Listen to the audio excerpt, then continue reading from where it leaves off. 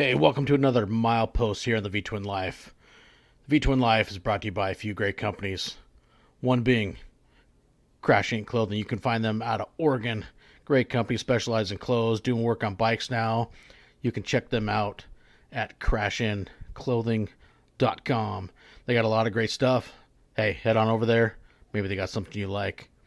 And we can't forget Wild Ass. You like pounding miles, you like riding, you want to be in comfort? Hey, maybe strap a Wild Ass under your ass and ride with an air cushion and be comfortable for hours. And can't forget Custom Dynamics, leading the industry in lighting LED technology. Man, these guys got some great stuff. So head on over to Custom Dynamics and check it out. Now, let's get to another milepost of the V-Twin Life.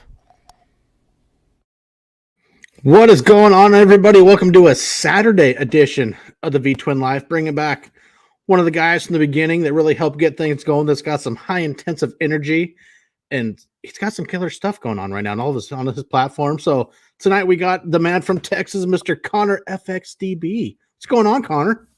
Howdy, howdy. Thank you for having me. Much appreciated. And a whole lot of nothing. It's hot down here, so we're just trying to stay indoors in the AC and get some iced coffee.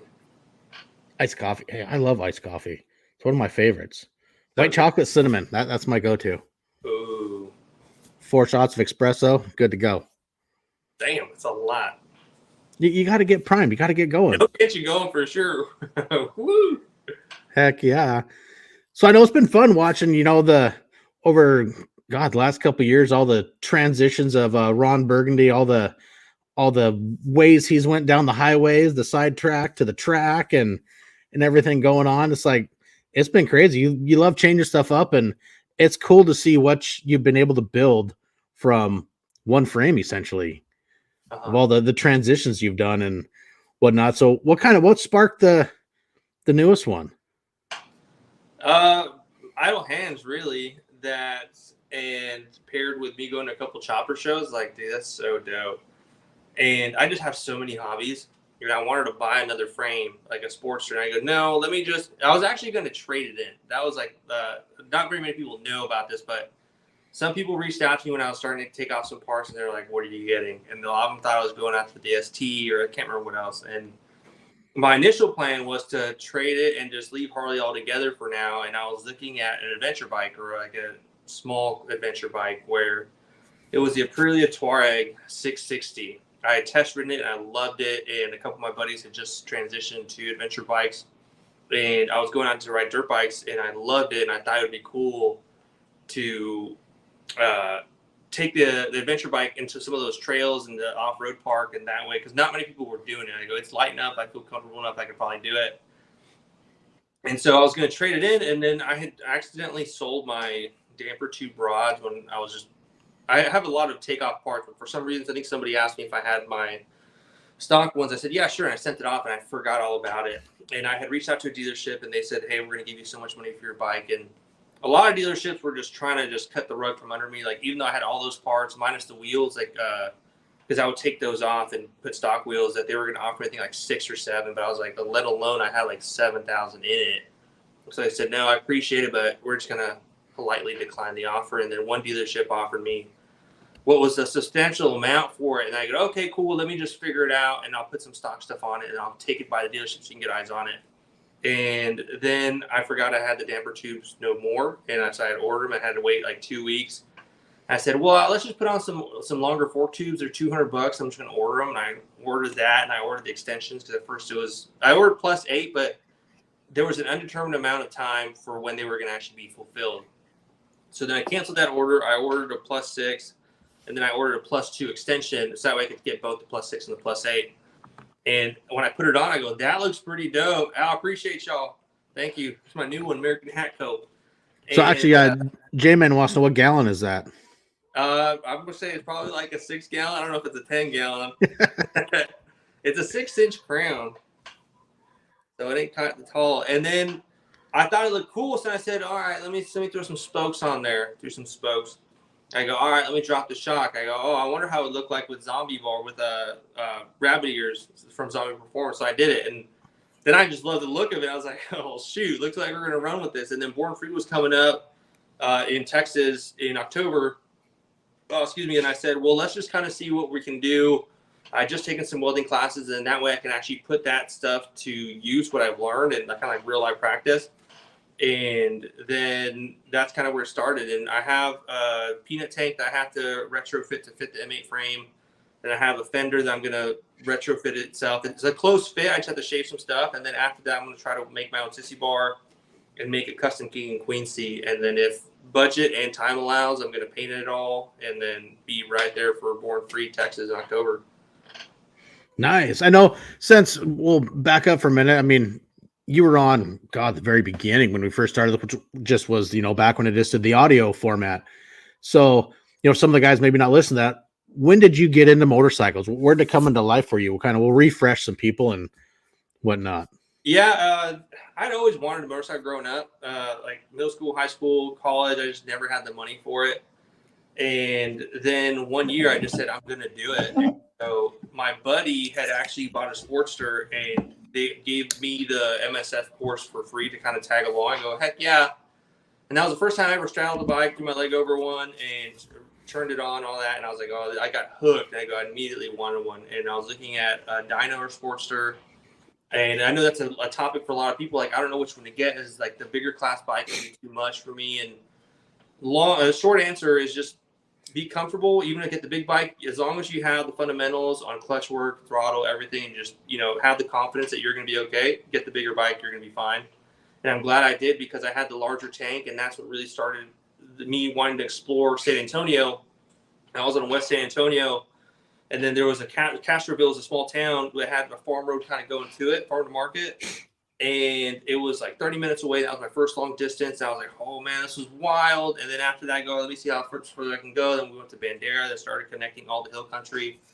And the more I progressed, so I will back it up. I was a little unsure of my skills. And in order to become a better rider, because the right turns would always freak me out, I wouldn't be able to make a concise or sharp turn. I'd have to do a long loop. And I identified that might be kind of a little bit of detrimental possibility in case I need to turn right all of a sudden and so forth, right? And so I would just go around my neighborhood for 500 miles. It was basically just going, stopping, taking right turn, taking left turn. I put in so much seat time in becoming better, because at that time, if it wasn't for my buddy Shane, everyone else that we met had like this kind of nose up attitude that, oh, if you don't have thousands of miles into your belt, we can't ride with you. And, they probably didn't feel comfortable, or they didn't want to have to babysit. I guess it would be like what everyone could interpret that as. And so I just said, you know what, I'm going to become better. Everything I get, I'm going to pass along to everybody. And with all that, the information I started getting, I started creating a YouTube video, because I was brand new, no knowledge whatsoever. And a lot of stuff out there was basically, hey, everyone already knows how to do this. We'll break apart a motor. We're going to start at step 200 versus the 1 to 200. And I always said, no question is a dumb question. I get tons of messages on Instagram that even though I'll be like, hey man, check out my new FXR lowrider, and they're like, hey man, what bike is that? And I'm like, it's in the caption. But I always have the patience, because people have the patience with me to just be like, hey, as simple as it is, it's going to take 2 seconds out of my time. I say, oh man, it's an FXR lowrider. This is the year.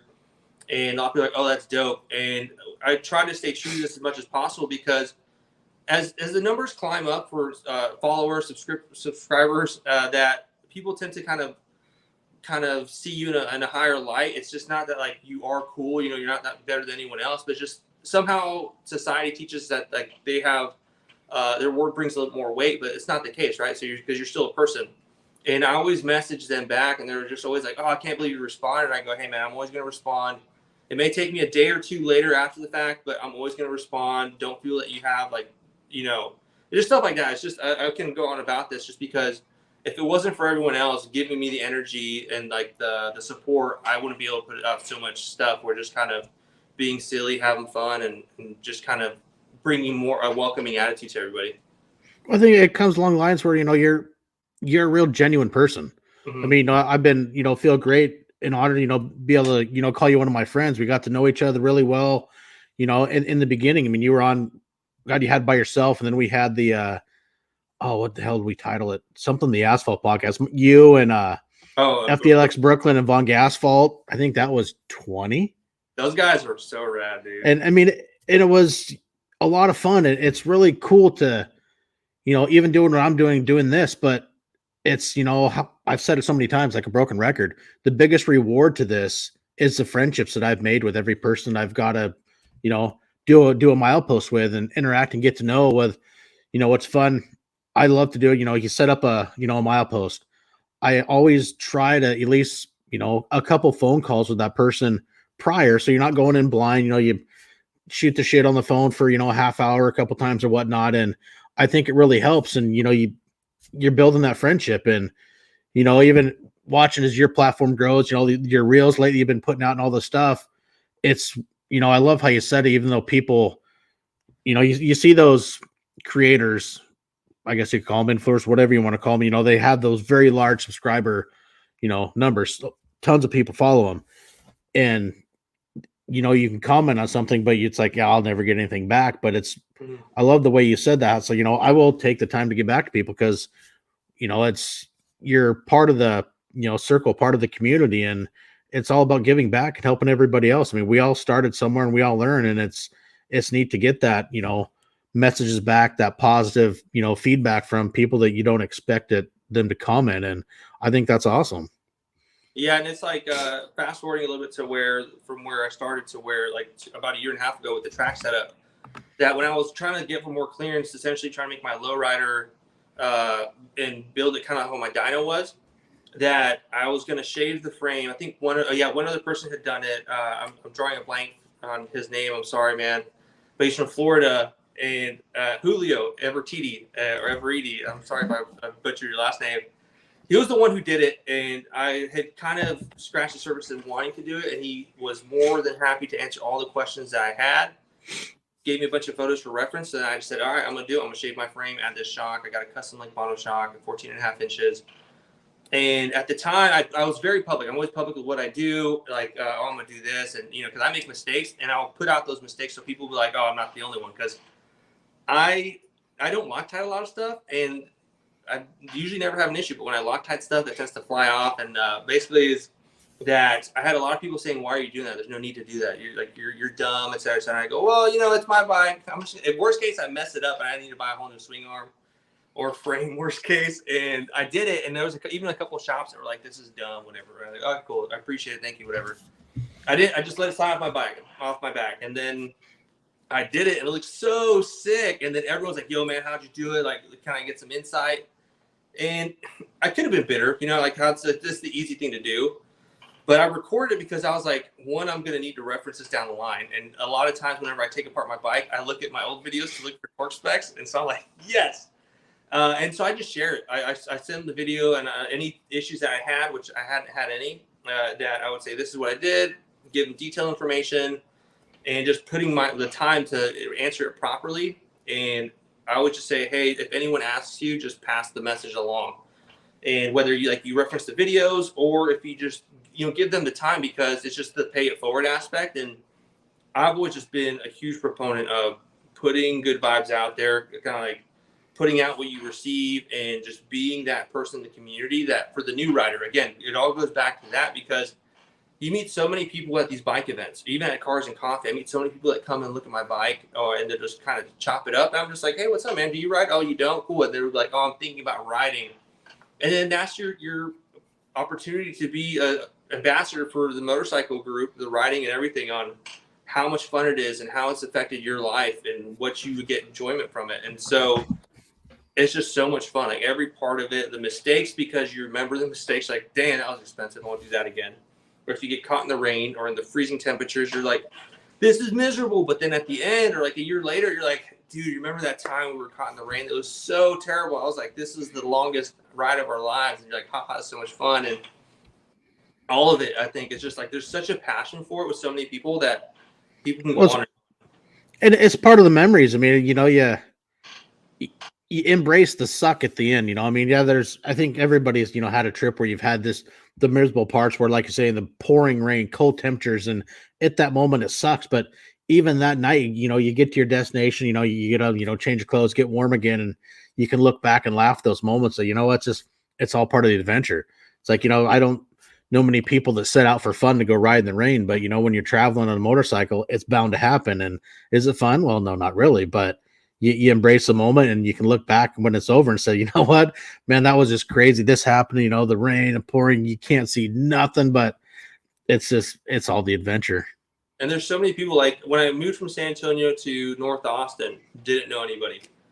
And I would just post on Facebook, hey, I'm gonna go ride, and I would post on Instagram a couple people I'd meet up with, and that I so now have so many friends up here, and I go to a lot of motorcycle events. Moto Social is a big one that I go to because it's people from all types of bikes, and it's so much fun all the time. Yeah, keep paying it forward, always pay it forward, and it's just tons of fun, dude. Like I'm so thankful for having to start riding, and the buddy who actually got me into it passed. It's about 2-3 years ago, and every now and then I think about him, like my dog Shane, man. Like if it wasn't for him, I wouldn't be riding. So I always owe it to him. Well, I think, another thing, like you were talking about earlier, you're doing the videos and whatnot, even for remembering, but it's, some of the stuff that you've done with your bike is not, you're not doing common builds. So I think, being able to show what you've done with that bike over, that your transition to builds and what you've been able to do with it can be inspiring to other people, because, you get a bike, you got to live within your means. Okay, cool. Well, hey, can I do this? Well, I'm not sure, you get on the old interweb, you start looking up, well, hey, look what Connor, look how he changed, modified, and made these setups. Like, man, maybe it can be done. And, you can help inspire other people to, go the extra mile. It might take a little bit more fab work, a little bit more time, but you can do some crazy things. It just takes, the right mindset. And, by you doing what you're doing, documenting, all the stuff you've done, it can help a lot of people, inspire them to take the, the leap, saying, well, I guess it can be done, but, it's going to take me a little bit, but he did it. So, hey, I'm going to follow along and use some of his ideas and go. Yeah. And with my Dyna, since it was my first bike, I took it to the shop a couple times, and I'll always be thankful for Phil Sims at Caliente Harley-Davidson, that he would answer a lot of my questions. I'd be waiting for my bike for something to be done, the oil change or the bars got swapped, and he would just be in like the lobby, and I'd kind of ask him a couple of questions. Super nice guy, would answer all the questions as dumb as they were, and he would give me a little grief every now and then. But after that, I was always like, man, I want to build my bike to this level. I think Unknown Industries had just started really putting out videos. I was like, yo, that's so dope. And then I got the lowrider. I traded the Dyna for it, and then I got that, and that's right, no catalog, just going as we feel. And with everything that I've done to it, with the exception of wheeling into the dealership to have them remove a bolt, I did everything myself. Like, it's been so wild. Like, I didn't know a lot of the stuff I did. I said, F it. Like, especially when I got some $800 fork tubes and I had to shave out the bottoming cone. I was like, hold on, this is so sketch. But we did it. We got the cartridges in and everything. And then it was funny because we were doing our chain conversion and we took everything off, just the frame essentially. And I couldn't get that front sprocket bolt loose. And I'm just like, whatever, my impact, nothing. And so I call my buddy Oscar at TTI and I go, hey man, do you have an impacting bar? He goes, yeah, swing by it. I go get his. Like 20 minutes, like nothing. Like, bro. And thankfully I have the van. And so I just wheeled it off, put the wheels back on, wheeled it to the dealership. And I'm going through the service bay doors, and they always know. I'm like, when I'm rolling it, like, all right, here's Connor. What's going to happen today?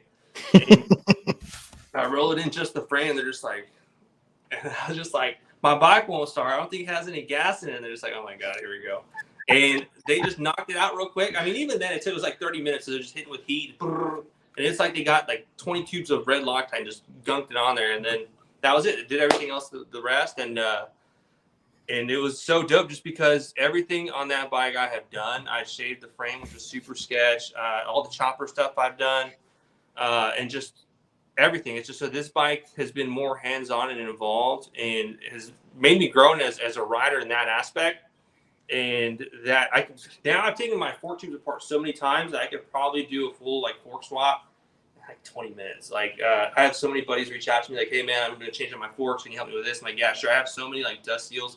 I'm basically like a front suspension shop. I don't know much about the rates and stuff and how to fine tune it, but I mean, I can just do that stuff. We're like, oh yeah, bring it in 20 minutes, done out. But yeah, dude, it's like I've loved this bike so much that even though I was going to get rid of it, that it's helped me grow so much as a person. And then now with the chopper setup, now it's like having everything from track setup to how it was and dialed. And that I had basically, it was my dream bike that I had built. I had it ridden like for how I wanted it back in the day. And I was like, oh, dude, that was a moment of just like inner peace. Like, hell yeah, like this is my bike. Like I ride this every day. And then when I was just kind of going the opposite way and did the chopper thing, it's so like cool, and I'm appreciative that for some reason, just the way it's set up, like you just want to relax. And even though I'm like on the toll road here and it's like 85 is like the speed limit, I'm still going like 60 on the far right, and I'm just cruising, just enjoying the sun, and it's really slowing everything down. It's just been like, dude, Harleys are just so, bikes in general. It's just, I'm so thankful for everything it's given me. It's been my escape. Like if I ever feel anxious about anything, or if I'm frustrated, or if I just want to go out and just enjoy the sunset that's coming out, like I'm gonna go ride. If I want to kick it with friends, go have coffee, just BS here and there, take photos.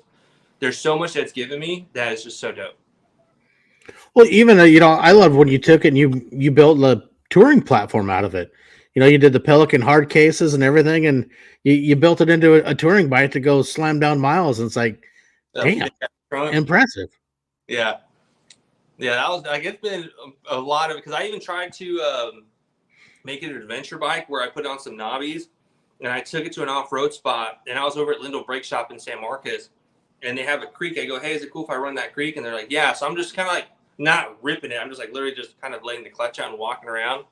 I tried to clear some rocks and I almost dropped it. And then as it was leaned over, I was like, oh my God, my knee's going to blow out. I was like 700 pounds was just like, oh, this is a bad idea.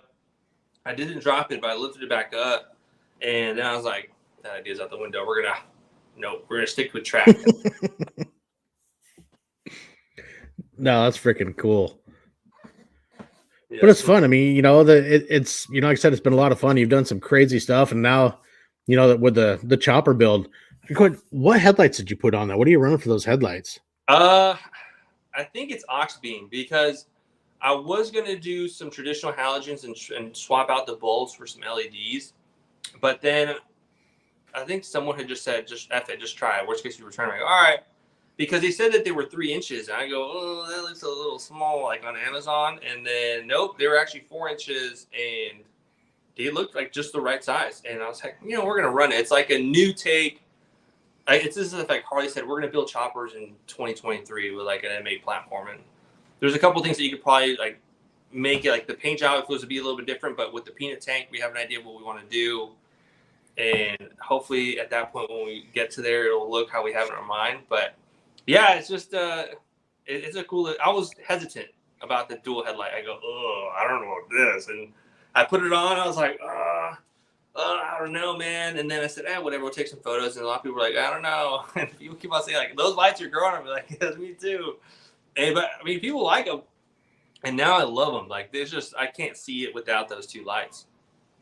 No, it's cool, and it's different. That's the the one thing that really caught my eye when I seen it. It's like, dude, those lights, because that's the whole point. What I love is looking at people when they start doing their own thing. You customize the bike, make the bike yours. Your own. It's like, well, like what Springer Mike had commented, your bike is an expression of you, and it's really cool to see how people change things up just to make them look yours. You say you buy a motorcycle. It's think yourself as an artist, and here's your blank canvas. What are you going to do with it? And man, watching what you've done is like, man, you're a true artist of it. And it's been so much fun just watching all the stuff you've been able to do with, one bike and the changes and directions it's went with it. Yeah, I appreciate it. Yeah, I had someone reach out to me about that whenever I did the chopper setup, and I like started blasting photos, that they said they were like, it's so cool to see what you can do with just a single platform. Like basically you can do track, like with the M8 platform, like track, you can use your traditional kind of performance setup of what many people will do, that's like on where you don't have funds. Because basically when it came for the suspension, I didn't really need to buy it. I said, whatever, we're just going to charge the credit card, right? And boom, done. And we basically just built the front end just so we could have it done and not even have to worry about it, because we were doing track. And there was a point where we were kind of in like a long sweeper down in San Marcos, and we're like about 85, 90 in a long sweeper, and then the front would start to fish. And at first I was like, oh, that's kind of whoops. I don't know if I was just unselling the bike. And then we went again, did it again. Same thing. So I was like, oh, this is home. This is what it does. And so then we were like, let's upgrade our suspension, did that. And once we went with the GP suspension and dialed in, we had a guy locally, Roger, that he would just, you'd go ride it, you'd come back and you'd dial it in, boom, boom, run it again, check the suspension, and send you out. And man, I would just be going like 90, 100 in that turn. It just be, it's like I was going 20. and it just handled so well. And yeah, it's just so much you can do with the platform. It's just a matter of, what fits your purpose, how you want to do it, even if your purpose is just to make it look sick. That a lot of people always ask me, like, hey, what's the point of a chain? Do you see a benefit? I go, I'm gonna be honest, I did it for aesthetics, so that thing looks sick.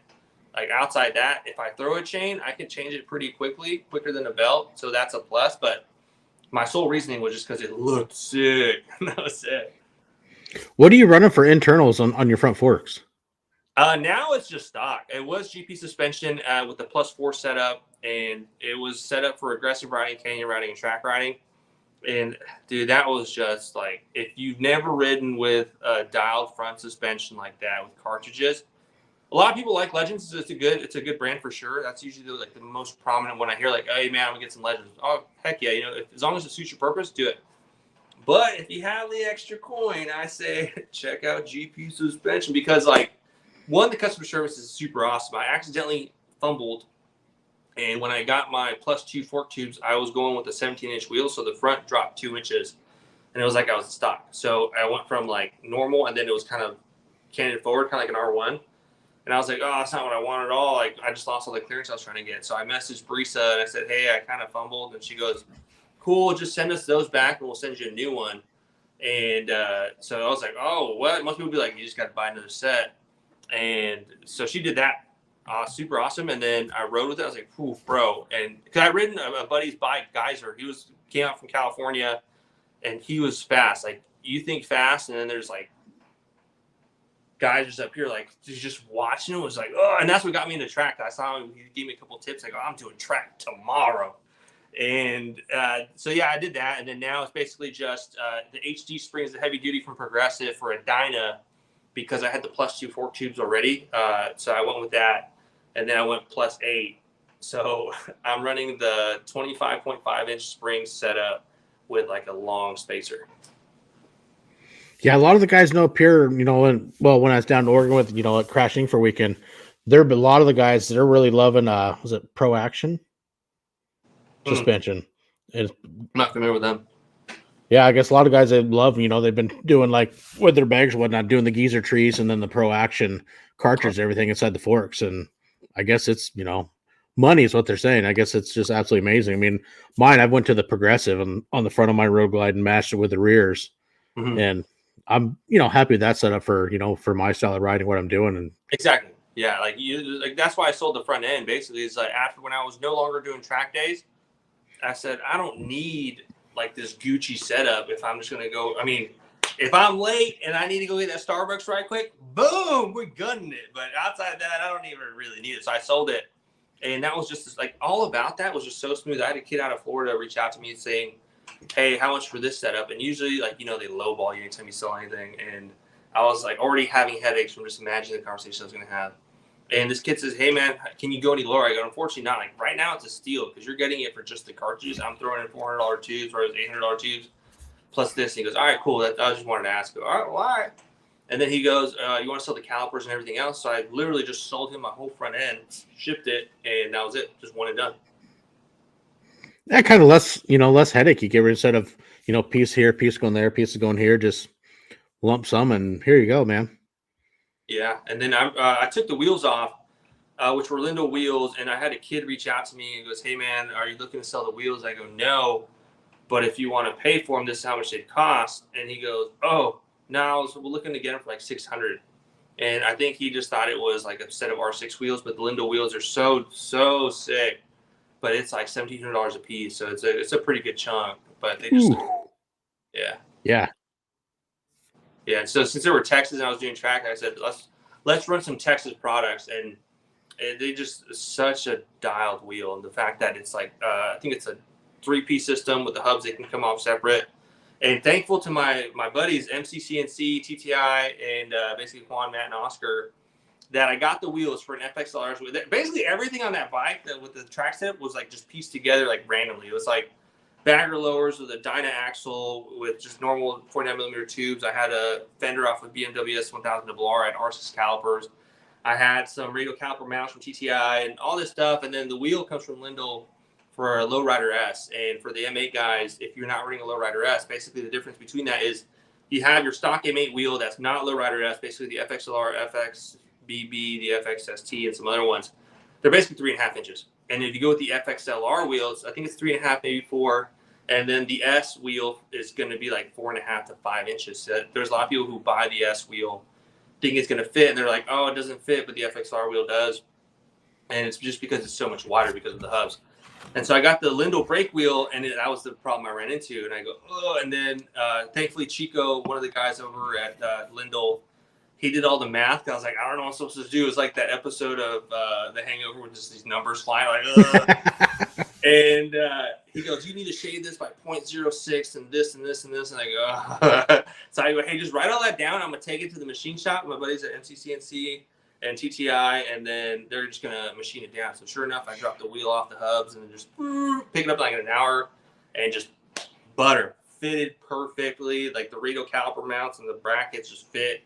Money. I go, can't get that any easier, dude. And then, yeah, so like it was such a sick setup that it's going to be my favorite. A lot of people enjoyed it, and I'm going to miss it. But, man, it was costly to get that set up. Now I think if I do it, I've been looking at a project sporty to do for track that basically I want to do 2007 up, basically fuel injected, and then just do an R1 front end. The only thing you really need is just, I think, a different stem nut, and that outside that, you're good. It should just button up pretty good.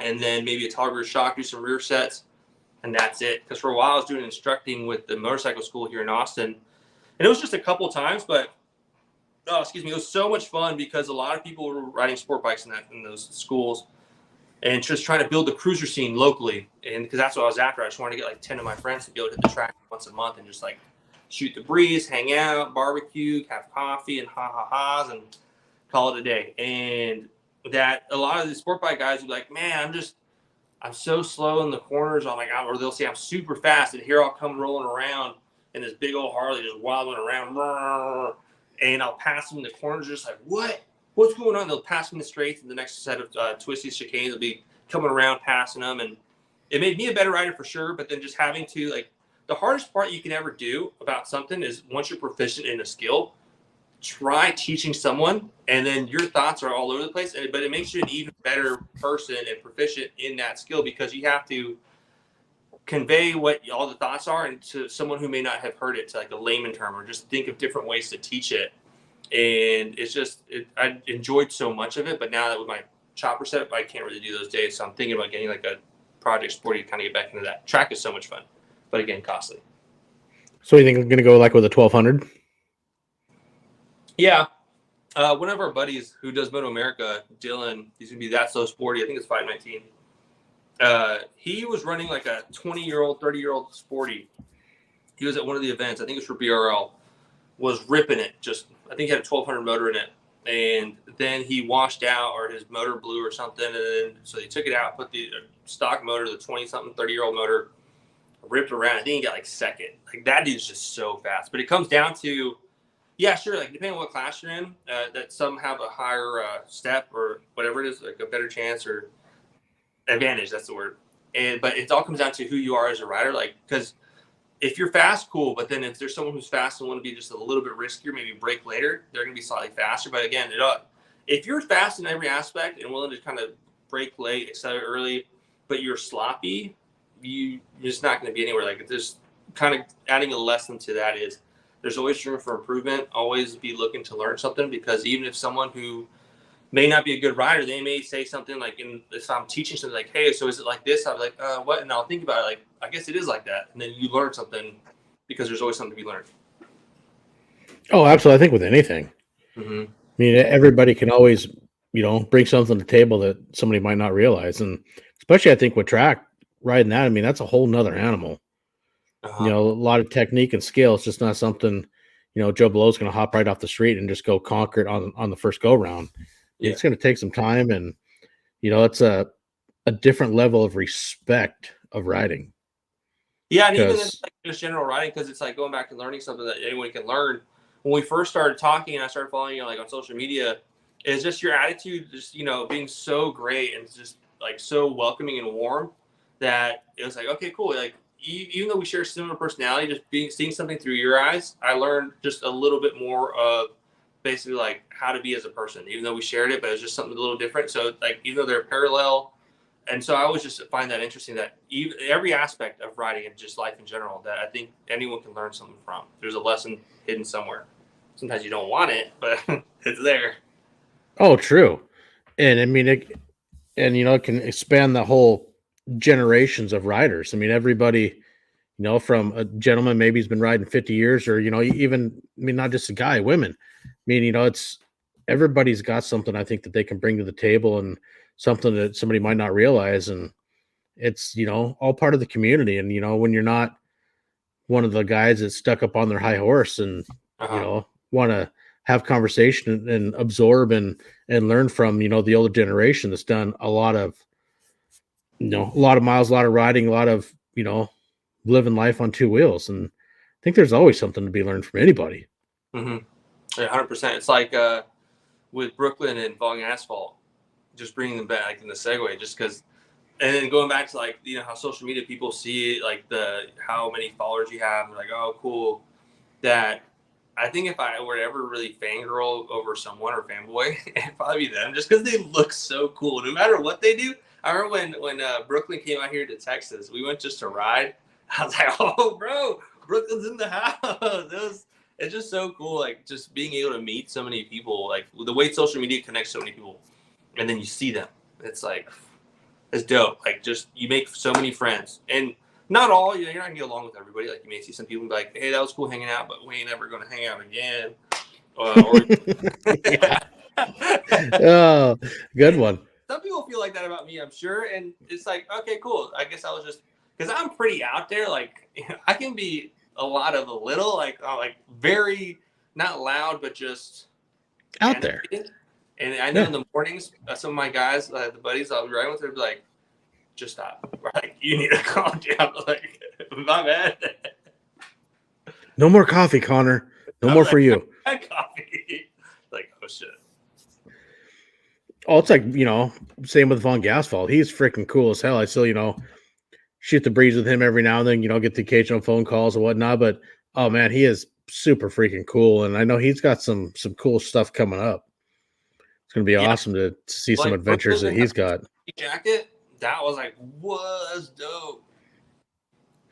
Oh, yeah. Just wait for some stuff with Von Gasfall in the future. It's pretty fucking dope what he's going to got coming up. Heck yeah, dude.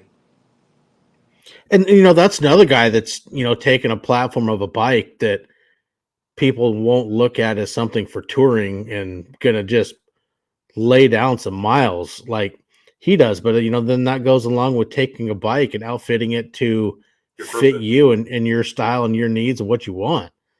And it's so wild because he does a lot of his 1K in a day. It's like, I always start early in the morning and go up until the evening. He's like, I'm going to start at 9. I'm like, what? Bro, they're animals, dude. But he does so many miles. Oh, I mean, the coast to coast runs he's done. But that's the same way. It's like a lot of times when I'm doing, it's like, cool, I'm going to leave early. I mean, I'll start at 3 a.m. I'd rather ride roads in, my area that I'm familiar with in the dark. And then that'll give me daylight if I'm heading, whichever direction I'm going. If I'm going in unfamiliar territory, it's like, cool, I want the daylight when I'm going through these areas. And, but everybody has their systems that work for them. And hey, to each their own. And, they hammer it and they get it done. But, we all got our styles. Like, is it Benefit Ride? What's that?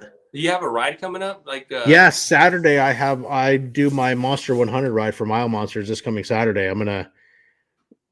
We pretty much just hammered out the route this morning.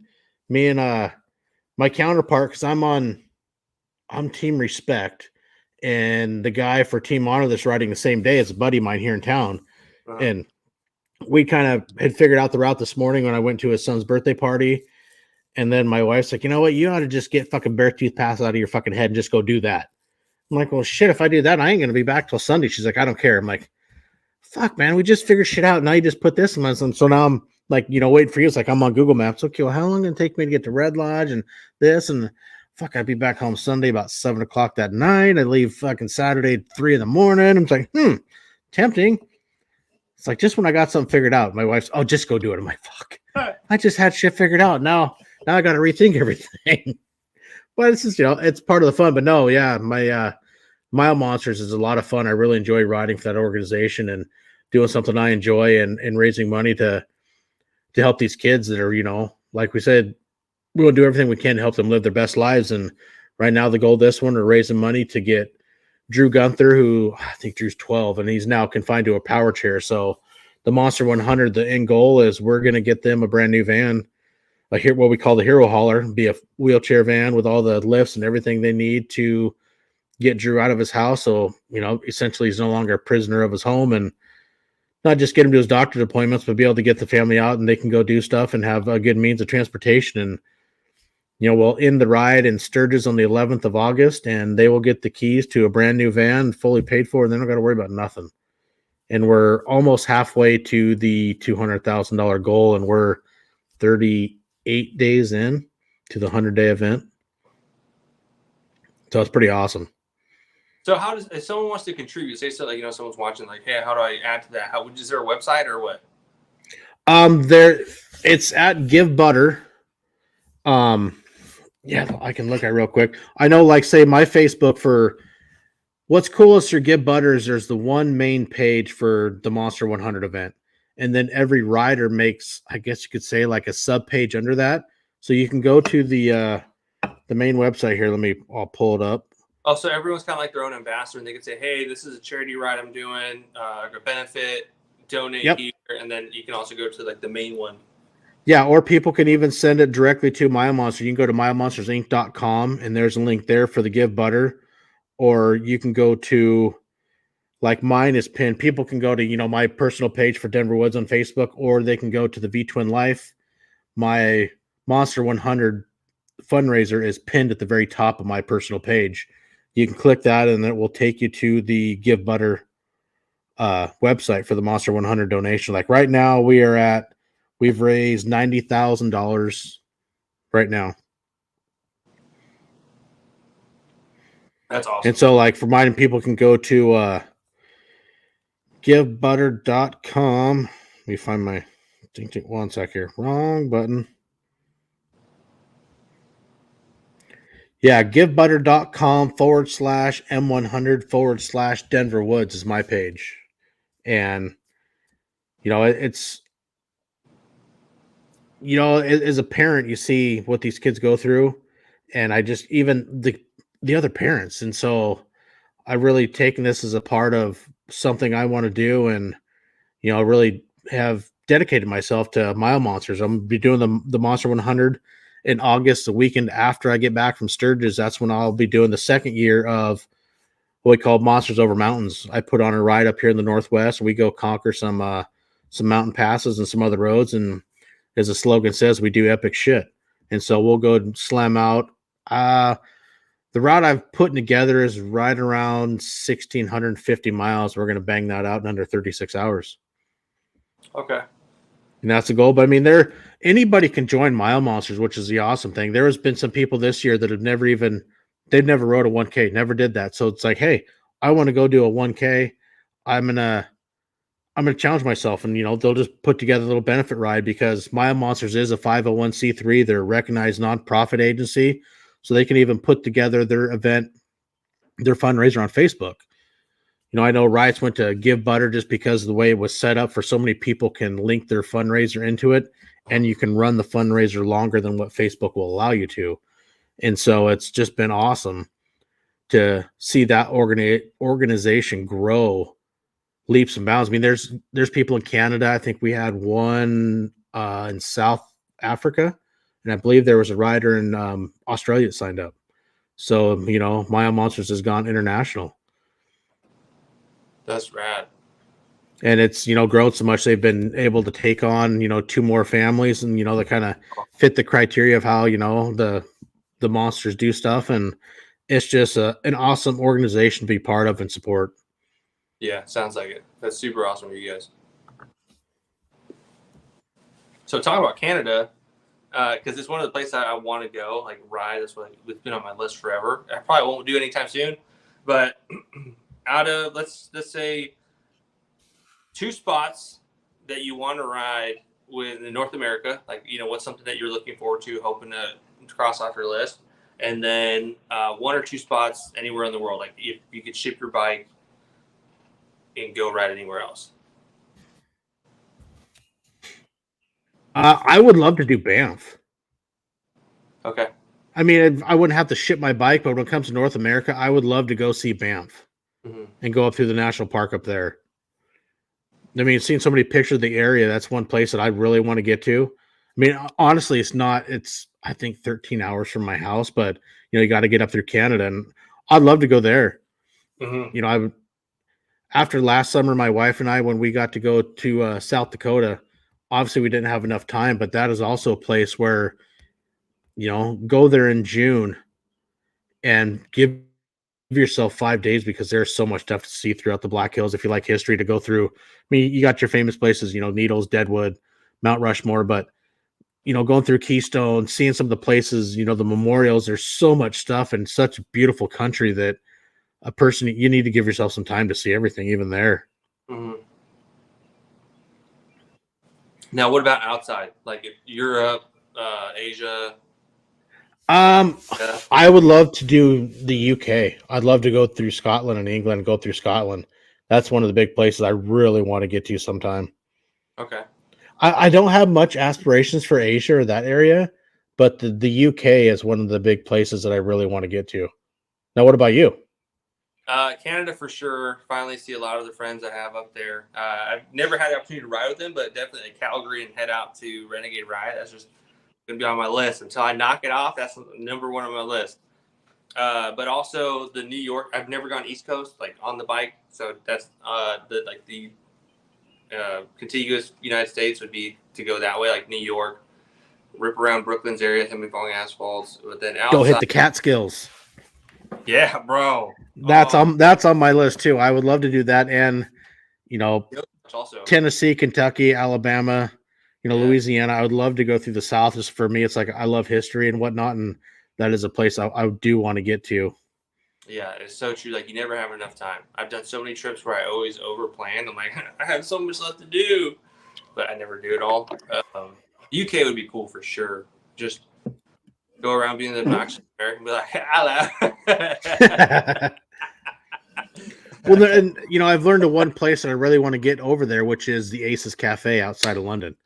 It's a very big historical motorcycle hot rod hangout, and which was actually a bombing target of the Germans. They did bomb it, and of course it was rebuilt. And that's another place. What the hell are you putting in your beer there, buddy? Oh, some beer salt brought to you by Nice. A cucumber one of this one that was ridiculous. I ended up just shooting it off my hand. It was so good. So what are you drinking? What's in the Tolly?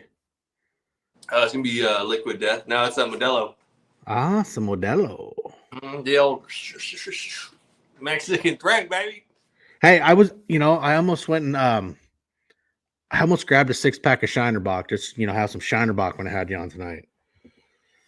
Some of us like to refer to that as like, see up here, one of the big beers, the Northwest is Rainier. And so, a few of us got the joke up here. It's like, we think of Shinerbach as like the Rainier of Texas, I guess you could say.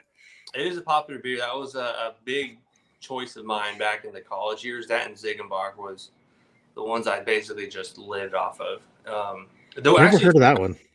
Ziegenbach is basically just like Shiner, but it's just a little more of a skunk taste. But 805 is because there's 805. It's a good beer. It's okay. I'm just not a big fan of it. Try the Cerveza. It's harder to find because like here in my area, I think it's like 2 HEBs that have it regularly. But I had it Born Free, Texas, and it just went down like water, and like with a little bit of beer salt. Like I don't drink that one too often just because I know I can drink a lot of it because it's so good. And I'll like down one. Just the first one's usually just gone. I'm like, yeah. And then I'll usually have the second one like with dinner or something, and then just call it a day after that. But it's not strong. It's just it's just so good. I'm like 805 Cerveza. I'll have to see if I can find her. I mean, I got a good friend, became friends with the owner, a big old family store here in town. And he's great about when I want a type of beer, he'll order it in and get it in the cooler for me. Up a box. Super good. Which one? If you can't find it, just let me know and I'll just send you up a box because they're like literally just down the street. I'll just Oh, cool. We'll just chat afterwards. And we can. I'll Venmo you some money or whatever. Oh, you're good, man. I'll send you some Texas snacks. Hey, I'll send you some Northwest snacks then. Hell yeah. Some Sasquatch. Is that where Sasquatch y'all's area? Like wherever the oh Jesus Christ! You start talking Sasquatch, you're gonna get fucking Springer Mike going off in the side chat. That's his fucking spirit animal. Hell yeah. Yeah. But is it from that part like that? Because I never really got deep into it. I just know Sasquatch is a thing. But is it over? So they say. I mean, Northwest? in today's technology, if there's never been any high definition camera footage or any of that of a fucking Sasquatch, they don't exist. Tune in next week where we're gonna have Mr. Sasquatch.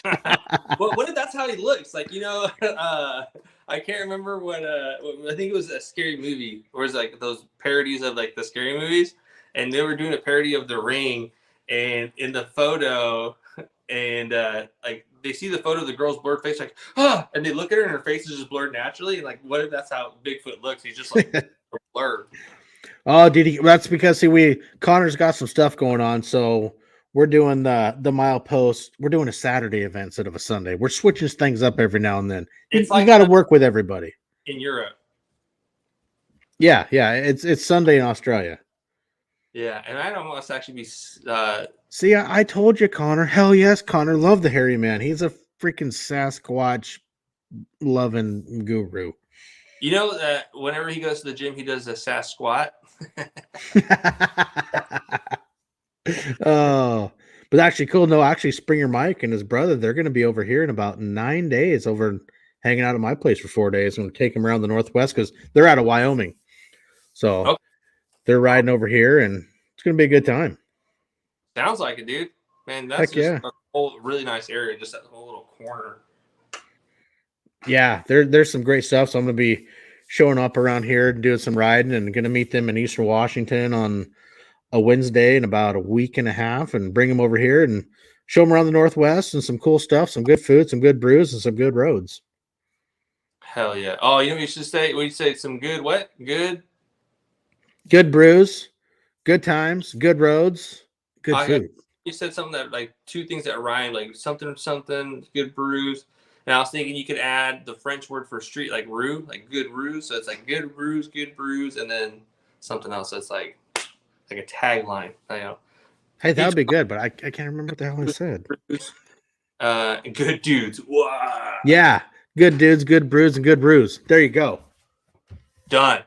Copyrighted. No one else tried to jack. That's V20. That's right. No, that's going to be awesome. Yeah, that's dope. It's always so much fun when you're visiting or people are visiting you, because one of like the highlights of like my motorcycle thing is one birthday was like I had like 8 people come. It was Finch, we had Live Devin, and a couple of Ask Josh Season, a couple of people that just all showed up, stayed at my house. We rode around for my birthday, but then also just kind of fast forwarding like to earlier this year, I went out to Big Spring. And there was a FXDX Dingo, Josh Bailey, and he had Wes Hernandez, and then Ray Ripple. That they were so kind to kind of show me around Big Spring and give me the lowdown of the local Denny's, and then we went to go ride dirt bikes. It's just so cool. Like they're just so much fun, so wild, such good people, and I had such a blast. And it's like I haven't done that in a while, where I kind of gone out or had people come visit and like motorcycle stuff, and it was just so cool. Just like.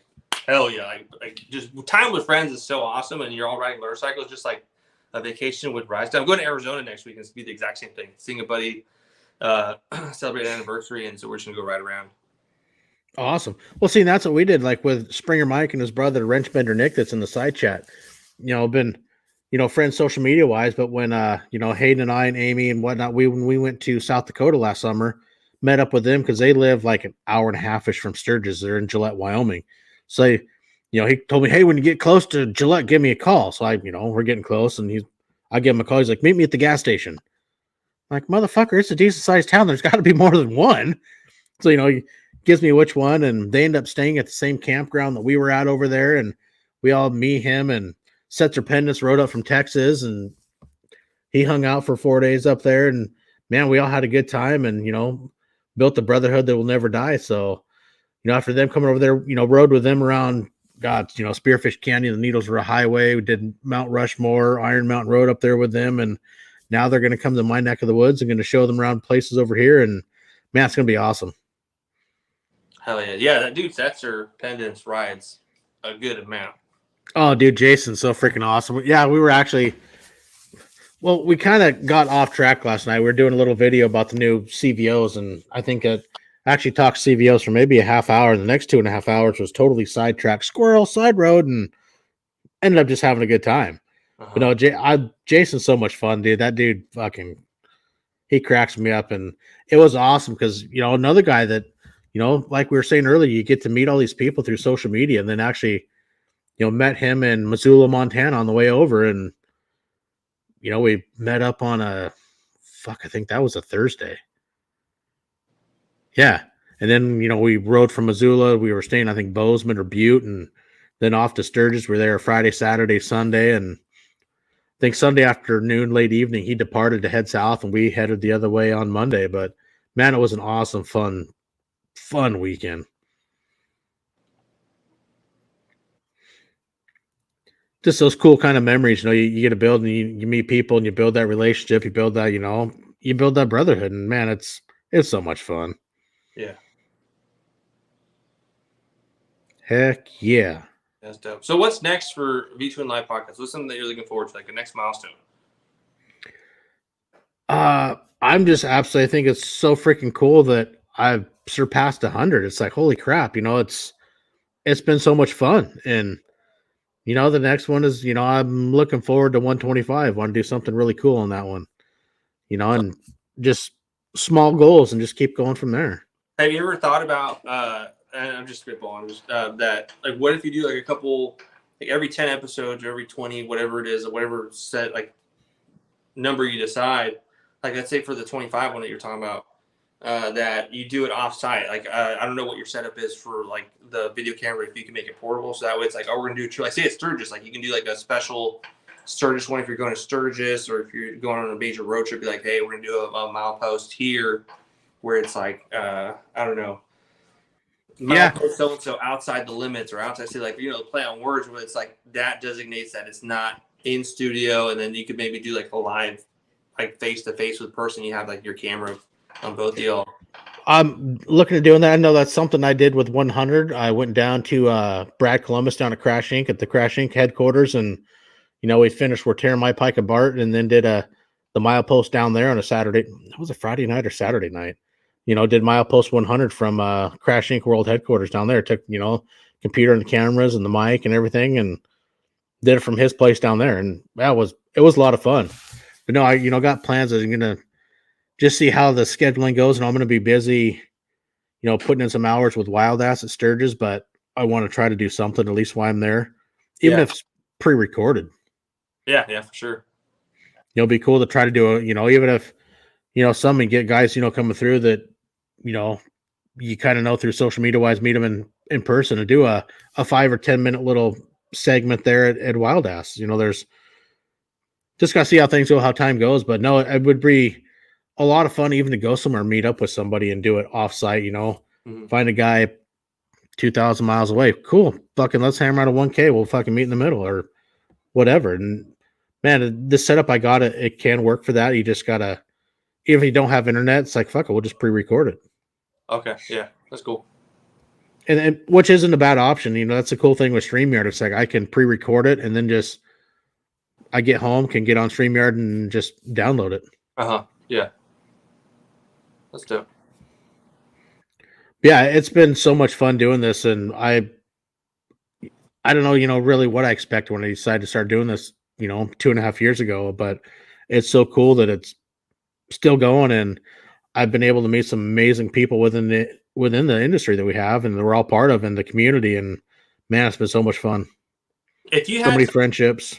A piece of advice for someone that's wanting to get into it, like you start a podcast or just a video format of interviews and just kind of chatting up with people, what's a piece of advice that you would give them? Just do it. You don't have to have, you don't need to say, go out and spend $5,000 on a camera.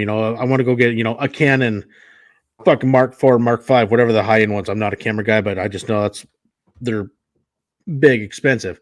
Uh-huh. You can do so much with an iPhone, and there's so many platforms. Now you have Spotify for podcasters. If you want to go open, it's a free account. Start a podcast. You can use them as your host site.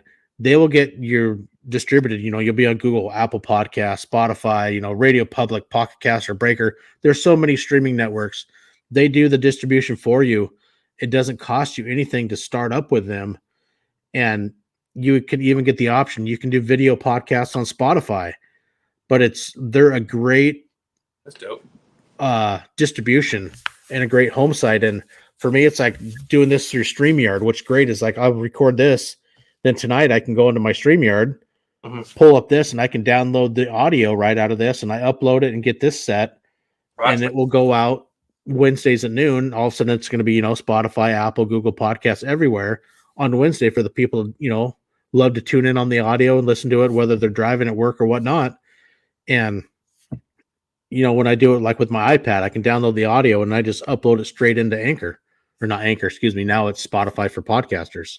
It was Anchor FM, but now it's called Spotify for podcasters. So I can download it and instantly put it right in my library in Spotify and get everything set up and air it out on Wednesday. Hell yeah. And, with the technology and these new smartphones and the cameras they have and everything, you can literally do everything on your smartphone. You don't have to spend the money to get things going. I mean, if a guy wants to get started, do it that way. And then down the road, sure, you want to upgrade stuff and, get a little bit more high end. Hey, no problem. But you can get yourself started literally for nothing. Yeah. Yeah. I ended up using my smartphone for a lot more stuff that it depends on how you use it. And then you kind of figure out the little tips and tricks here and there and how to edit photos and video. And I just bring my phone because it's always with me. And I'll still use my camera every now and then. I've started using that we were talking about earlier for some of the reels I've been doing, because the 4K is just wild because you can set the frame rate when you edit it in post, which is just raw file. The way you encode it is just crazy. Like, it keeps so much crispness. And with the iPhone, the front facing camera, I don't believe it's 4K. I think it's 1080. The rear camera is, and it can be 4K. And then I think it's at 30 frames per second. It might be 60 in some cases.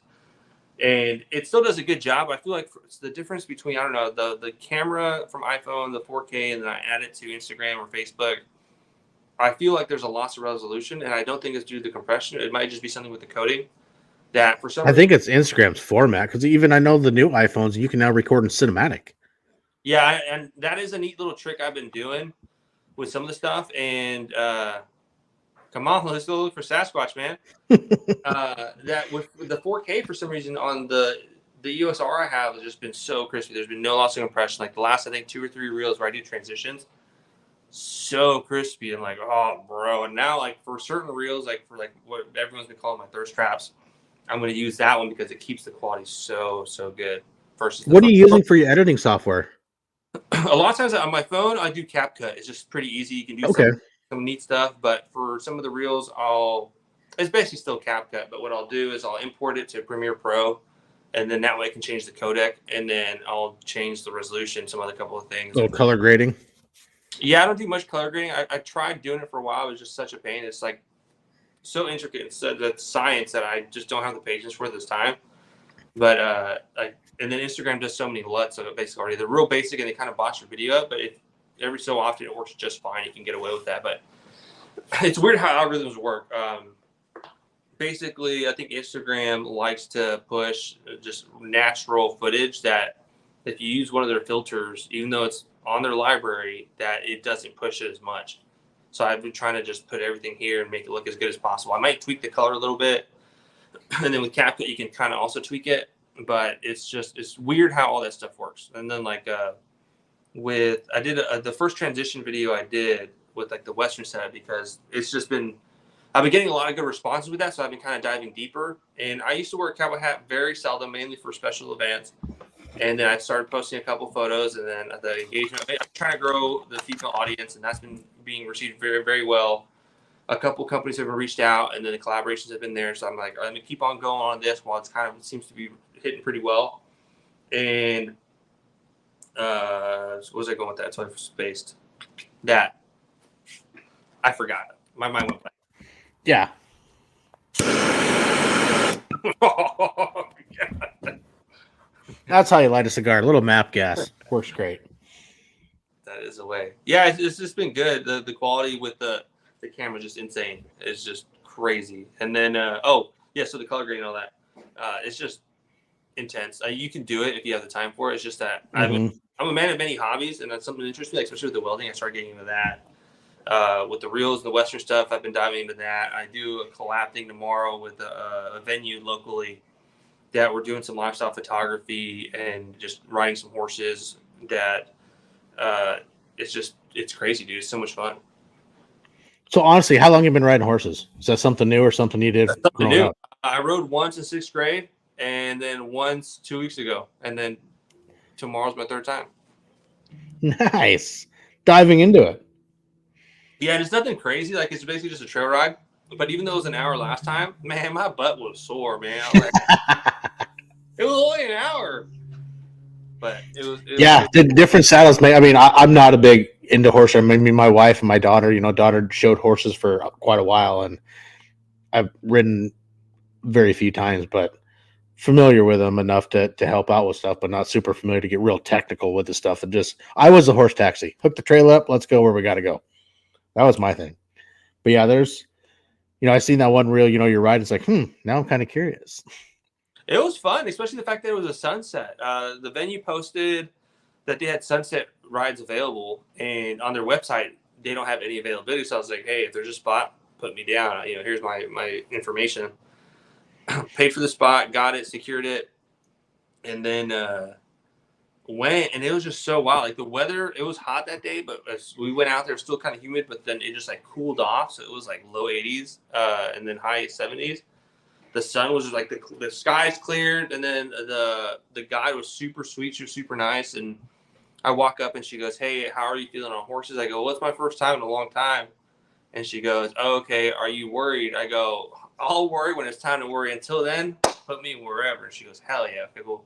And so she put me with this horse Bear. She goes, "He's like not the calmest, but he's also not the craziest. But basically, as long as you can just because he likes to eat a bunch of stuff on the way, just tell him no and just don't be afraid to pull on the reins." I go, "All right, cool."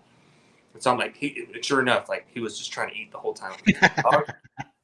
And so I would talk to him, and I'd just be like, whenever he would like listen and cooperate and not eat anything, I'd be like, "I appreciate you, Barry." And there was a couple times we got frustrated. I was like, "Oh, if I get booked off, here it goes." But never did, and he was super nice. And then, the guide was sweet. That she was making a lot of jokes. We were having a good time. And there was 2 other people that were with us. And just the sunsets breaking through the trees. We went through some canopies where like it got pretty dark, and then we would break out to the end, and the sun would be coming through the leaves. And visually, that's always been one of my favorite things. Is that sunsets are cool, but when you get that bit of break and the light come through the leaves, I was like, hot dog. And it's just sunsets have always been special to me. Sunrises, and even more so now that it was just kind of one of those things where it was just like, cool. This was a cool experience. I'm thankful I did it, and it was just tons of fun. Yeah, I was just, my thoughts like, I'd rather I'll stick to my, my steel horse, my iron, and where I can control him with the right hand. Horses got their own brain. Sometimes they want to do crazy shit. It's like, yeah, I'll just stay in control of my motorcycle. Mm-hmm. That's true, man. As long as if you identify that there is a risk, that's more than some people do. Well, I don't know. It was just never, my big thing. But yeah, my wife and daughter used to do some trail rides, and it said, Maddie showed horses for quite a while, and learned a lot of stuff around it. But they were just never my forte. Yeah, and it's like everything has been kind of going. That for a long time, my Instagram was focused on motorcycle content only, and I would create a couple other different Instagram pages where I'd focus on photography, another one for dirt bike, another one for a couple other things. For a while, I had like a ton of Instagram pages, and then I started getting tired of having to keep track of it. And it was at the time where my YouTube had kind of started taking a decline on viewership for the amount of effort I was putting in. I go, is it really worth it? And a lot of people were real demanding. And it was always people who weren't subscribed or supportive in that way, or even members of the Patreon, etc., where they'd be like, "Hey, do this, do that, do this, like video on this." And so for a while, I was buying stuff to do some videos. And I was thankful for some partnerships and collaborations I had, but it wasn't all of them. And then the viewership went down. I go, why am I wasting my money on this if no one's looking at it? especially with the people who were like, hey, you should do this. And then they wouldn't be support, like share the video, even just like the smallest thing, like commenting or whatever, even thumbs up.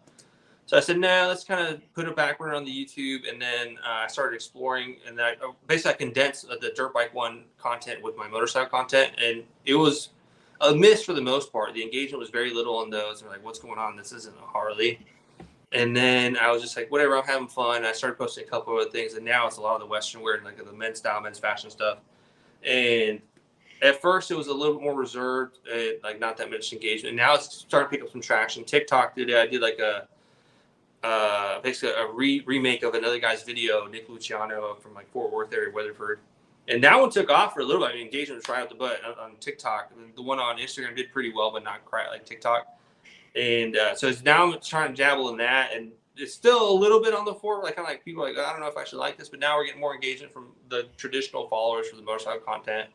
Some people like to see it. I've had a lot of people with questions about the hat, the styling that it was. Like, oh man, let me take some photos. I've always wanted a cowboy hat. Like one of my buddies out in London or the UK, I don't know if it's London, so I don't want to misspeak. He goes, I've always been a Texan at heart. Like I was born here, but I identify as a Texan. So I go, hell yeah, bro. He's coming out to Austin for a wedding in a couple of weeks. And I said, just let me know. We'll hang out. I'll go with you to get your first hat, take it back out there. And so it's pretty cool. Just the fact that I was a little hesitant, and then kind of, I know we talked about this before, like before we went live on this, was that I've always been kind of public with a lot of stuff I do, the mistakes and just stuff that I'm trying. And it's interesting because even though you're an open person, sometimes you put yourself out there differently than what you would normally, like with the motorcycle stuff. I tend to be behind the camera a lot. And then one of the things I was doing with some of the research was that people tend to relate and enjoy more of seeing your face. It does well with engagement. So I said, okay, I started doing something with motorcycle content. I started getting to the country Western styling, and so I had to put my face out there more because it helps with the engagement and the growth. And I was like, oh man, I don't know, this is gonna make me look kind of weird. And sure, some people started throwing some shade, but not really. It was funny though, because my family members, I was going home and I went to visit for Mother's Day, and my brother, or I think it was my sister-in-law, she goes, hey Connor, so what was up with that thirst trap? I'm like, what? And it was fun, like, surfing and stuff. Like basically it'd been so long since I've gone in the water. And I go, no, I was just reminiscing about that. And then I posted another one about country stuff. And then my brother goes, yeah, that's a thirst trap. I'm like, it's not, because I guess the whole time I've had my social media and them being my family, they had never seen me post as much of my person as much as I had. And at first it was like, oh, this is so odd, but it's been well received. It's a little bit out of my comfort zone, but the whole thing this year that I've been working on is saying yes to a couple more things. And what started from it was that when traveling, I'm point A to point B, very little stops in between. If I have to, sure, gas up, snacks, drive down to point B, and that's it. Little amount of detours is possible. My father was the same way. Unfortunately, he passed away this last holiday season, and one of the things I kind of said to it was, in remembrance of him, one thing I'm going to do is I'm going to allow myself to take detours. That I did it one day. I was going out to Big Spring to see Wes and Bailey and them. And I always wanted to stop off at the heart of Texas, which is Brady, Texas. And it's the closest city. It's not the geographical center of Texas. It's actually on private property. But I said, let me stop and take a photo, kind of explore the courthouse. And sure enough, I did. But like every bit of me was like, you're not making good time. You got to go. You got to. I was like, whatever. And so I'm the exact same way at times. And it's so tough. I've been trying to do that with, with some of my, motorcycle rides. Is stopping more, those things, stop and smell the roses. Because the same way, it's like, I just want to go here and cool. I want to be here in 10 hours or whatnot. And same thing, it's like just gas, go, don't stop. And, it's like I'll do some of these rides or whatnot and I'll go back. It's like, cool, what I got for little, photo memories. Oh, I got 2 pictures of, 12 hours of riding. Oh, that's great. And, it's kind of what I've been doing the same thing. It's like, I need to enjoy it more. I mean, granted, don't get me wrong, it's like I do enjoy it, but it's like you need to kind of slow down in a way and try to see more things and embrace the adventure and the journey too, and take more time to see those little photogenic moments of see something cool, just stop and get the picture, have the memory and take a few minutes to see the area that you're going through. And I've been really trying to work on that myself because I'm horrible about it. Well, even then, it's like a lot of the things, because I hate traffic, and Austin has just been exploding. So traffic has gotten exponentially insane that, I mean, I just hate it. And haven't mentioned how much I hate it. So the Moto Social is a very good event, but they're all in South Austin. So it's a cruise. But all the things I've said yes to regarding kind of like out of my comfort zone or something I would normally say no to, like, I'm good. I'd rather not. And one thing that is if it affects my sleep, I try to be like, I'll just do it tomorrow, because I go to sleep pretty early. I wake up early. It's just the way I've been. So I've been stepping outside the comfort zone, and man, it's just been so rewarding since. Like, I've met so many great people, and especially with the Moto Social, is I go there and just take photos. It's kind of been like my ability to hide and just kind of be social without being social, and then people kind of come up and talk to you.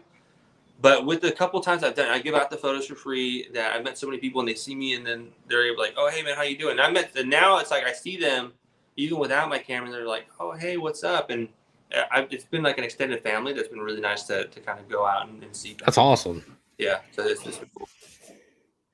So since you're down the Austin area, have you been to the Mothership Club yet?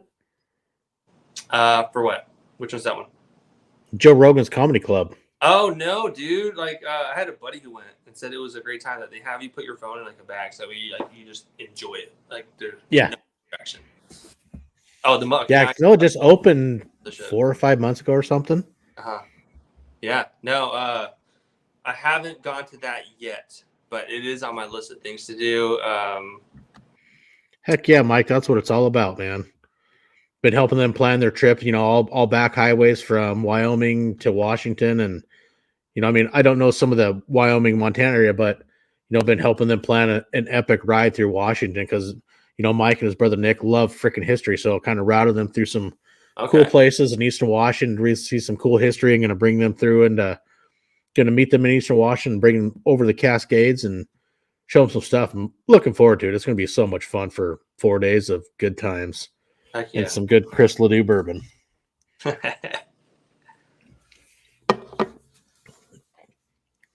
That's where you tag the good dudes, good brews, and good ruse.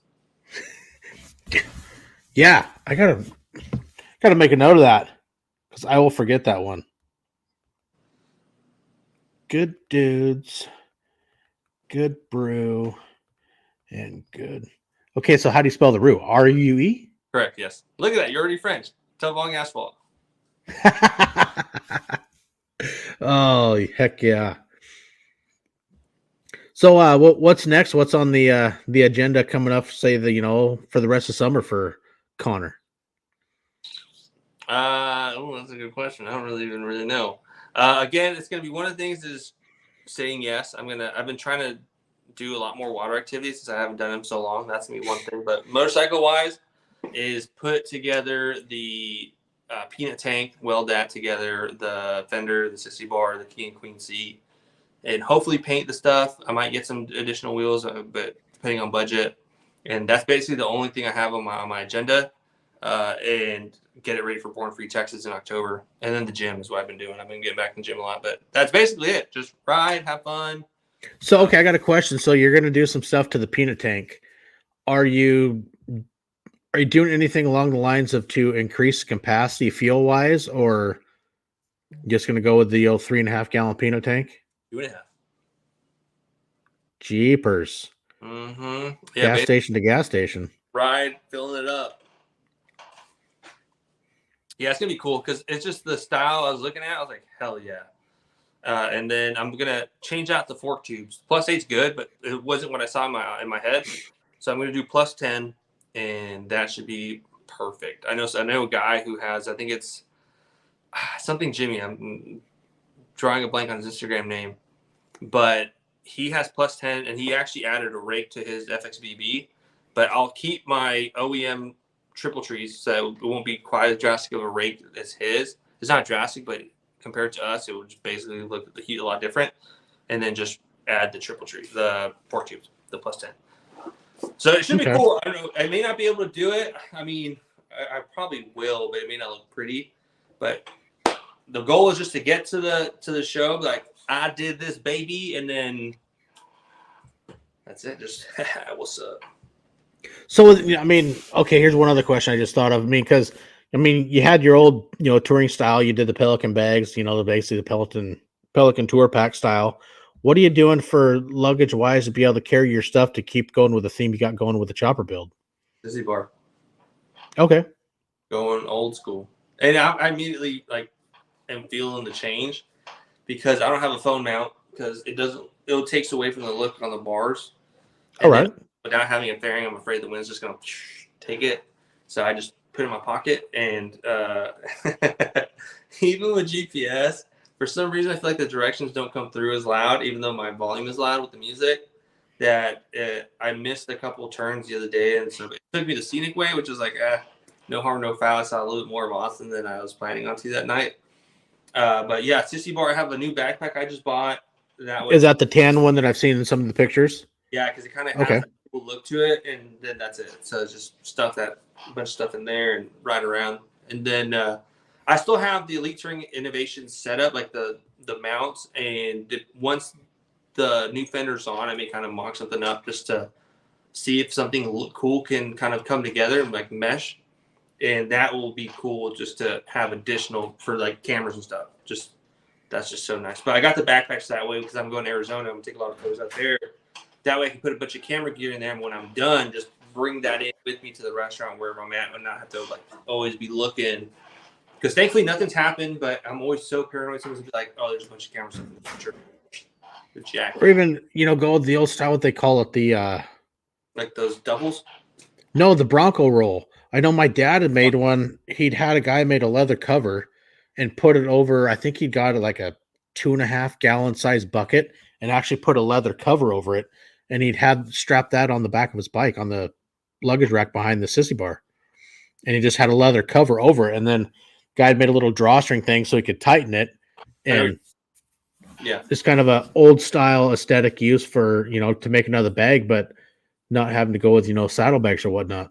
The one I saw that it's on my list of potentially buying, I'm trying to get this squared away first, like the build, but Mad Squirrel Company. I think it's either Mad Squirrel or Mad Squirrel Company. They make some high quality stuff that it just looks rad. You can kind of add to it to make it like instead of giant duffel, that you can have some side compartments and other stuff that kind of all work together, and it's super cool. That they have like an all leather version. They have like a twill and leather version. What kind of backpack do I use? Since I have it handy, I use a couple random stuff, but this is just off Amazon. So it's basically like a camera bag, and it's cool because the old one I had the zip on the backpack with the access port, which sucked because I would have to take it off to access it. But this one, I attached to the sissy bar, and it's got little magnets. So you lift it, and then you can unzip it, and then you can set up your shelves however you want. And I usually have a zoom lens on, so my camera and the lens will fit here. I usually have some glasses and some GoPros and some other stuff here. Close it, and then you can be secured. Then the top is just like a drawstring. You can clasp it over. And it's cool just because it looks like it's a strap, but it's just all magnets. So that's, I think it was like $50, maybe $40 on Amazon. Shoot me a message on Instagram if you want, or just have Denver get with me later, and I'll send you the link. That it was pretty cost effective, and it looks solid for what it is. The only downside I will say is the strap retention is just that it's kind of loose, that you can kind of just really quickly loosen it and tighten it.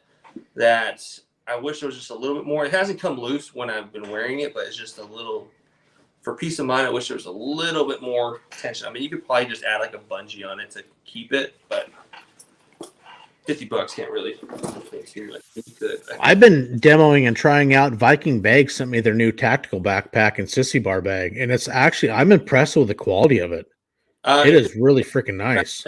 It's like a lot of storage for like the price. And it's not really wide. I mean, it's got multiple pockets on the Viking bag, but what's cool, if you want to stuff more stuff in it, you can unzip the bottom, and the bottom literally falls out, and you can add more stuff so it doesn't get taller. It'll come out the bottom. And yeah, they made it. You can, mount on a sissy bar. You can mount on the front, back, and plus, take it off. It's a backpack. It's actually pretty freaking nice. I've been really impressed with the quality. Like $50? I think it's about 100. That's not too bad though for what you get, because like that type of bag where it's that versatile and kind of convertible, you get so much out of those. And the multiple pockets along the front of it. I mean, it's It's impressive. Mm. Actually, hold on. Give me 20 seconds. I'll grab it. Holding on. Another bag while he's getting that was Kuryakin. I think it was the Vagabond bag that I used that for my trip to Colorado. And that one, it had like a top trunk, and then you were able to stuff a bunch of stuff where if you had a computer, et cetera, and some other things, you could put them on there, put some clothes. And then I was like, so that light just died. And then you could close it, and it had a top compartment. That definitely check that one out too. That I think those are pretty bagger friendly also for like touring platforms. Is to the Kuryakin bags. Those are gonna be a little bit higher price. I think that was like $250. But that was a good option too. And again, like with the bag, okay.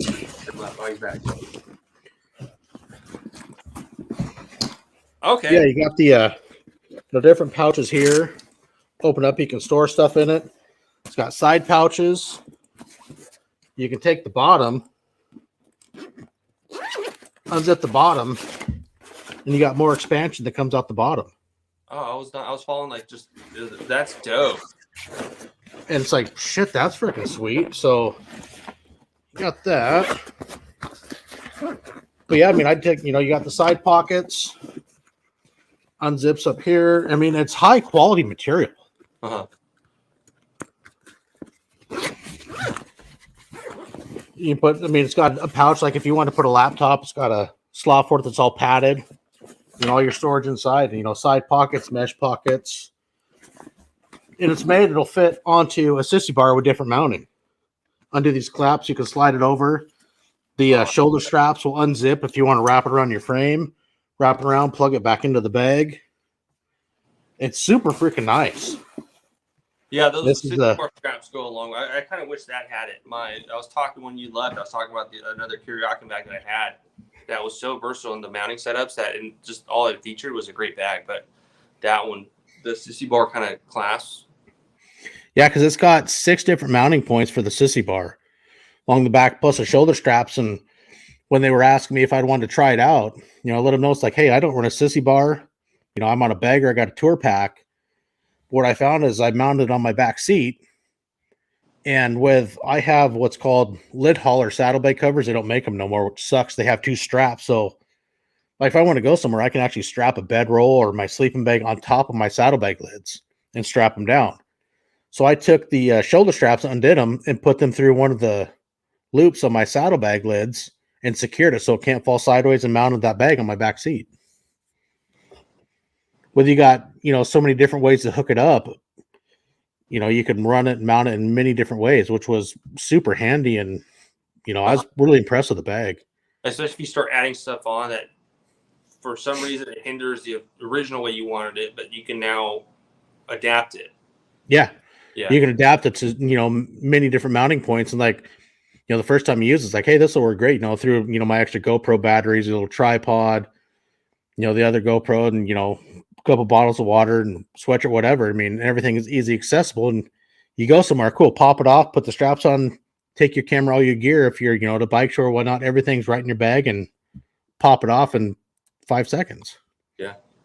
And then it's on your back, and away you go to go do your stuff.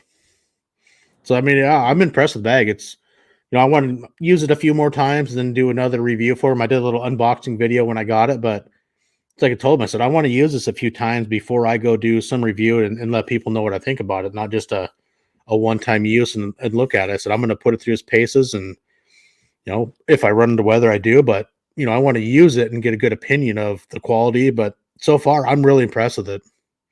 That's good. That's dope. So, yeah. Well, shoot, buddy. Thanks for, coming, hanging out and doing a live one on YouTube as opposed to the audio. I think you're a 3-time offender here now? Now people can see the mustache, they just hear it. That's right. Trying to take over the Sam Elliott as he gets older. You're going to be the new one with the It's so funny. I've never been a fan of it. I hate the way it feels on my lips, but it's just like a treatment. People see it and they're like, "Oh, I know you." And then like Connor. And then the other day I was at a shop barbecue for a buddy's shop down in South Austin, and I'm there taking photos, dressed normal, how I normally do. And this guy passes by me, looking at me, and I'm just like, "Hey, what's up, dude?" Whatever, taking photos. And then later on, like 30 minutes, an hour later, he like slaps me like on the shoulder. He goes, "I know you. You're that dude who tracks his Harley." And I'm like, "Connor, yeah." I saw the mustache. I was like, "Dang, I look familiar." I saw the camera. I was like, "Bing." Like, oh, that's funny, dude. Hey, thank you there, DZ GTI, man. It's a lot of fun. I enjoy doing this, and Connor's just an awesome dude to hang out with, man. Thank you. Yeah, and then also the girls this year, for some reason, like mustaches are really in. Like I've never had this many compliments on a mustache, and it's just like all over the place. Like, oh, I'm kind of scared because it's like just a trademark, so I just rock it. And now I'm starting to come enjoy it. Like especially because I'm trying to grow out like the mullet. It's like a mullet mohawk, so it's all coming together. Plus with the cowboy hat, mustache plays. Shoot. See, I can't do the long mustache. I've tried to let it go, and it's like, fuck, I drink a beer, I have beers on my mustache or food's It's like, so hard. I can't fucking do it. Beer salt, like I find it. So that's why I keep on doing this. Like, if I ever go on dates, I don't go out to eat wings because like unless it's with the boys, like that's wings with the boys. But like dates, no wings, no sandwiches, no ice cream. Because yeah, just everywhere. I'm just like, I ain't good life lessons right there. Yeah. Yeah. Anybody looking to grow a stash? Yeah. Don't do ice cream on a date. If you're eating, and drink from a straw. Yogurt. Slurpees. Done. Can you blend that? Oh, put that in the Ninja. Sometimes I'll go to restaurants, and I'm not much of a dessert person, but every once in a while I'll get a sweet tooth, and they'll be like, "Oh, can we offer you, interest you in desserts?" I'm like, "Can y'all do whipped cream in a cup?" They're like, "What are you, like 4?" And I'm like, "Good." So they'll bring it. Sometimes I'll be like, "Here you go." Like, it's so good, but it's like one of those odd things. So it probably wouldn't be too additionally odd if I asked if they can blend stuff.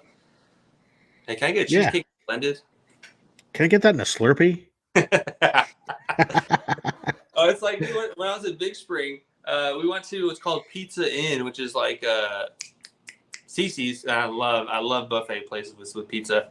So we go there and like they have servers, which was odd for like a pizza buffet. I go, what? So she's sitting us down. I think it was Ray who ordered something. She goes, we don't have that. And I go, is just anything else? I go, I don't suppose y'all will have Topo Chico. She goes, what's that? And I go, the fact that you have to ask what it is means that y'all probably don't have it, but it's like fuzzy water. And she goes, oh, yeah, we don't have that. Oh, okay. Fuzzy water? Yeah, it's sparkling water. Topo Chico's club soda.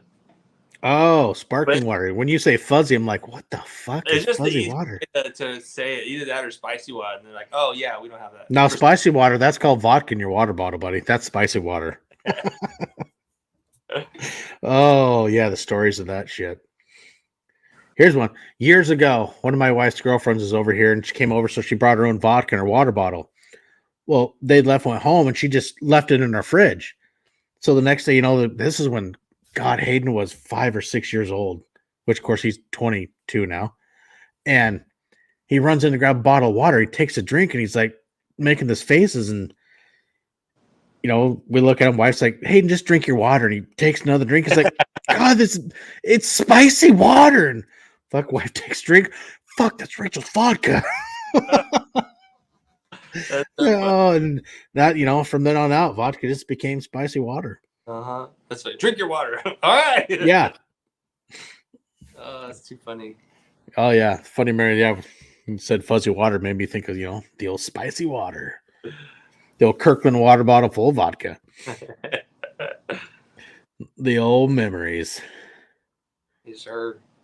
For sure, man. Well, buddy, thank you so much, man. Hey, let everybody know where they can, find you at on all your social media. Plug yourself for all the people tuning in. Yes, sir. My OnlyFans is, I'm just kidding. You can find me pretty much anything. It's going to be Connor FXDB, TikTok, Instagram. We've been recently starting to do TikTok, so if you happen to have it, feel free to go follow me. I'd appreciate the support. We're trying to grow that and get more brand deals with Western Wear on that. But Instagram's Connor FXDB. That's our main source. You can find me on Facebook. And then also YouTube is Connor FXDB for some of like the older traditional videos on installs, etc. We have a new channel, KRD Moto, but that one's going to be stagnant just because we haven't been focusing much on YouTube. It's mainly Instagram and TikTok. And that's it. That's what it is. Well, hell yeah, buddy, man. Thank you again for coming out and hanging out tonight, man. It's always fun to catch up and shoot the shit with you, man. You're somebody I consider a good friend. You're such a positive, upbeat individual. And man, it's so much fun to hang out and shoot the shit because you're a very genuine individual and an awesome dude. Thank you, sir. I appreciate you and I appreciate the opportunity. Always a pleasure, man, for sure. For sure, man. Hey, everybody, thanks for tuning in tonight with the Milepost 104. Man, we're heading down the highway, tipping those mileposts. So we'll catch you soon at Milepost 105. Till then, guys, hey, ride safe, have fun, enjoy the open road, and we'll catch you in the crossroads.